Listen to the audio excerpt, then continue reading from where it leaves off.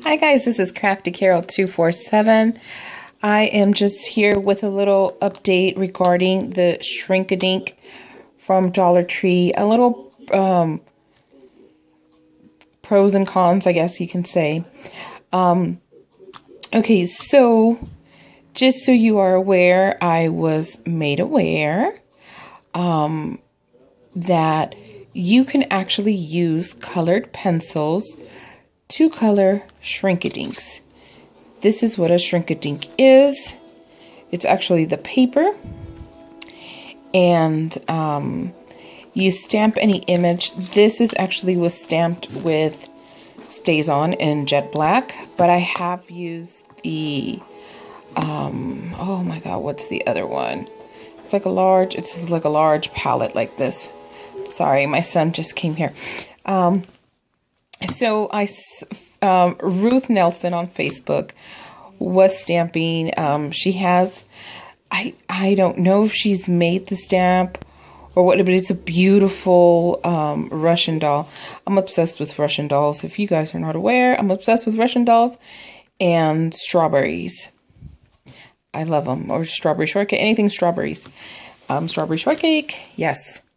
Okay, so anyways, she showed me what she was doing, and so I'm like, oh my god, I have a set, and this is Heroes Art CL289. Okay, this set I purchased, I want to say about 3 years ago. Yeah, about 3 years ago, and I have been told that it is a hard set to try to get.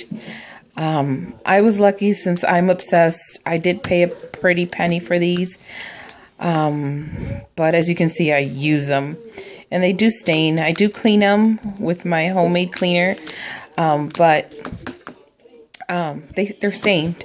So anyways, back to these girls. So just so okay, what I would suggest to you is when you cut, especially when you have like these little corners, see this fine corners here, I would suggest you to cut a line on all these so you can release the tension of this paper, because it's like it's a solid, kind of a little bit less than a cardstock, but it leaves tension. So what I like to do is, you see how I cut the slits, because when I curve, if I don't, I did this one. Hopefully you guys can see what I'm talking about. Let me see, give me focus. Okay, so when you don't do the tension, see that little white right there? It starts ripping up, but it's like the first layer that it starts tearing. So when you do these little slits, like especially like corners, it releases the tension out of this paper. So that is something I highly, highly, highly advise you guys to do. Now this was colored with marker, and these other ones were actually colored with colored pencils. So I'm going to show you. This is colored pencil. This is the rough side. So and another thing, make sure you heat. Okay, so you stamp on the rough side, you color the rough side, and you heat the rough side. So, and this is the side that you will be technically using. So you can see there's that little bubble that you see is actually where I was holding it with my item. But look how vivid those colors are. I love these pencils. So that's one. And these are the other two. These were also done with pencils. And then I wrote in hope and love. I did them with the Sharpie. Now, as you can see, Sharpie, when you heat it, it leaves this cloudy yellow burnt color. So you might want to either stamp the word or write it maybe with a marker, because when you heat it, the marker won't do that yellow tint that you see on the word.